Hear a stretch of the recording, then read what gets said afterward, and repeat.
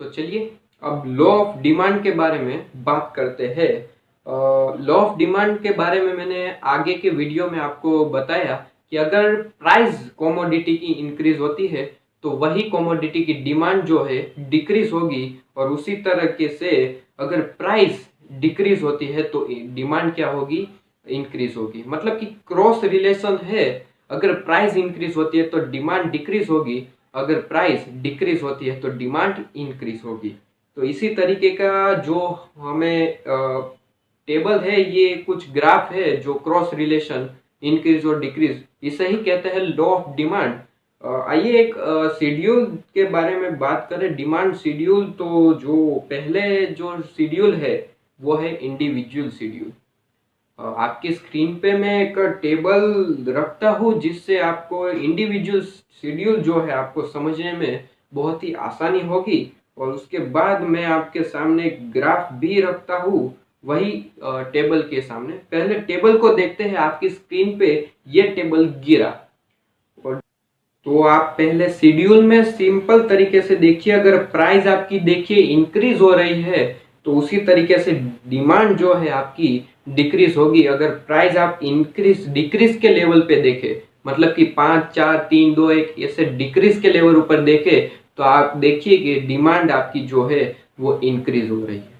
मतलब कि law of demand यहाँ पे काम करता है। और आप देखते हैं इसे ग्राफ के फॉर्म में कैसे किस तरीके से ये ड्रॉ होगा। सबसे पहले आप देखिए कि मैं जो यहाँ पे प्राइस आपको दी गई है, डिमांड दी गई है, ये किसी एक वस्तु के लिए दी गई है। मैं यहाँ पे एग्जांपल प्राइस के लेवल पे अगर एग्जांपल ले लूँ तो पेन पेन यहाँ पे सही है, क्योंकि प्राइस इतनी दी गई है तो पेन का एग्जांपल मैं लेता हूँ। मतलब कि जब पेन ए लेवल पे थी उसकी प्राइस थी 5 रुपीज, आपको दिख रहा है, और यहाँ पे डिमांड उसकी थी 10 रुपीज, 10 यूनिट, सॉरी 10 यूनिट थी। 5 रुपये जब प्राइस थी उसकी डिमांड है 10 यूनिट्स। उसके बाद उसकी प्राइस जो है कम हो गई 4 रुपीज। अब 4 रुपीज हो गई तो उसकी डिमांड देखिए बढ़ गई, 15 यूनिट हो गई है बी पॉइंट पे, और भी उसकी प्राइस कम होती है 3 2 1 तक, और उसकी डिमांड भी बढ़ती ही चली जाती है 20 35 60 इस तरीके से। मतलब कि प्राइस अगर कम हो रही है तो डिमांड डेफिनेटली बढ़ेगी। अगर आप उल्टा देखें कि प्राइस जब एक थी तो उसकी डिमांड 60 थी, और उसकी प्राइस अगर बढ़ी 2 रुपीज तो उसकी डिमांड देखिए कम हो गई है 35 तक, और उसके बाद भी कम होती चली जाती है। मतलब कि उल्टा देखे या सीधा देखे, लॉ ऑफ डिमांड आपका काम करने वाला है इस पॉइंट में। तो आइए देखते हैं इसका ग्राफ किस तरीके से ड्रॉ होगा। खैर आपको ड्राफ्ट तो ड्रॉ करना आता ही है, मुझे पता ही है, आप आगे के लेवल पे ये जो ग्राफ है ड्रॉ करके ही आए होंगे, लेकिन आपके सामने ग्राफ में रख देता हूँ, आप देख लीजिए किस तरीके का है। और यहाँ पे स्लोप जो होता है डिमांड फंक्शन के लिए वो भी आप देख सकते हैं। चलिए एक ग्राफ आपके सामने मैं रखता हूँ, ये देखिए, ये आपका जो ग्राफ है वो है डिमांड इंडिविजुअल शेड्यूल के लिए।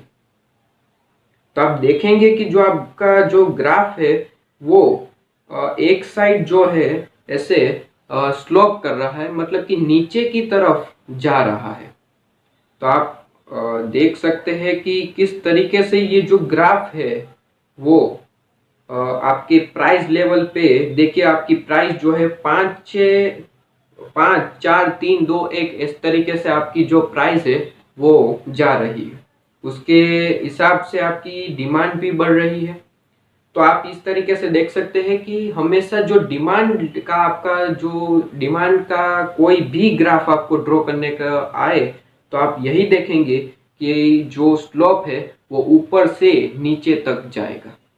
तो आपको हमेशा ये याद रखना है कि लॉ ऑफ डिमांड का कोई भी आपको ग्राफ अगर ड्रॉ करना है तो आपको इस स्लोप में ही ड्रॉ करना होगा, या फिर ड्रॉ करना क्या होगा, ऐसा ही ड्रॉ होगा। क्योंकि देखिए इसका जो सिंपल सा मतलब है कि प्राइस अगर इंक्रीज होती है तो डिमांड आपकी डिक्रीज होगी, इसलिए क्रॉस रिलेशन होता है, इसलिए यहाँ पे जो स्लोप है वो डाउनवर्ड स्लोप होता है। चलिए अब बात करते हैं मार्केट डिमांड शेड्यूल की। हमने यहाँ पे देखा है इंडिविजुअल शेड्यूल, अब देखते हैं मार्केट डिमांड शेड्यूल का क्या मतलब होता है, मतलब क्या है शेड्यूल में जो यहाँ पे मार्केट डिमांड नाम दिया गया है। आइए देखते हैं मार्केट डिमांड शेड्यूल।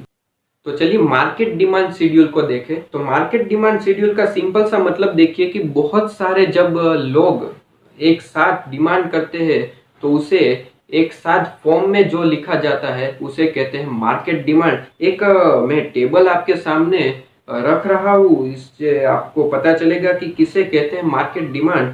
ये आपकी स्क्रीन पे ये टेबल गिरा और आप देख सकते हैं कि आपके टेबल में जो है पहले तो प्राइस दी गई है और उसके बाद पी मतलब कि मिस्टर पी है, मिस्टर क्यू है और मिस्टर आर है। इस तरीके से तीन लोग की डिमांड यहाँ पे आपको दी गई है। मतलब कि एक से ज्यादा अगर लोग हैं और उसको टेबल में आप लिखते हैं तो उसे कहते हैं मार्केट डिमांड। अगर एक ही लोग है मतलब कि एक ही आदमी है या फिर कोई पर्सन है तो उसे हम कहते हैं इंडिविजुअल शेड्यूल। तो आइए देखते हैं मार्केट शेड्यूल में आपके जो ये टेबल है ये क्या कहता है। तो सबसे पहले तो आप लॉ ऑफ डिमांड चेक करिए क्या ये एप्लीकेबल है। तो हाँ एप्लीकेबल है। देखिए आपकी जो प्राइस है वो कम होती चली जाती है 5 4 3 2 1 से। तो सामने आप मार्केट टोटल मार्केट डिमांड देखिए कि आपकी जो डिमांड है बढ़ती चली जाती है। मतलब कि उल्टा आप देखें तो 1 2 3 4 ऐसे प्राइस बढ़ती है तो डिमांड जो है आपकी कम हो रही है 140 100 60 45 30 इस तरीके से। ठीक है, तो चलिए इसका भी एक ग्राफ मैं आपके सामने रख रहा हूँ। इसका भी स्लोप मैंने आपको कहा है जहां भी लॉ ऑफ डिमांड आपका एप्लीकेबल होगा आपका स्लोप जो है डाउनवर्ड ही होगा। आइए मैं इसका भी एग्जांपल आपके सामने रख रहा हूँ। ये रहा आपका जो स्लोप ग्राफ है। तो देख लीजिए आप ग्राफ वही तरीके का है। डिमांड अगर प्राइस अगर बढ़ती है तो डिमांड कम होगी और प्राइस कम होती है तो डिमांड बढ़ेगी। इसलिए जो है आपका जो स्लोप है वो डाउनवर्ड होगा।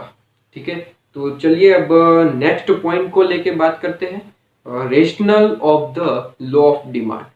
कैसे रूल है लॉ ऑफ डिमांड के लिए, कौन कौन से रूल जो है वो जरूरी है, आइए बात करते हैं नेक्स्ट वीडियो।